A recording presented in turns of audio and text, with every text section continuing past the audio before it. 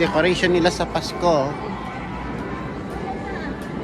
Yan, bagong bukas na ramyon. K-ramyon. Dami tao. Yan, Pasko na rito.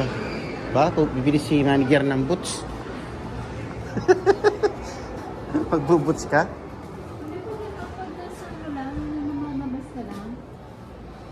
Malamig eh, di ba? Dito tayo sa pa. Mag-o-order daw sila ng pa at malamig. At walang nagluto sa bahay. Ako'y natulog maghapon. Hindi pala maghapon. Pagtapos kong naghatid sa kanila, natulog ako. Ito yung bagong dapa, oh. $9.99. Pasok tayo. Hindi naman tayo kakain dito, di ba? Bakit tayo umupo? O syempre, wala naman di ka uupo. Ganda sanang magkain dito eh, kaso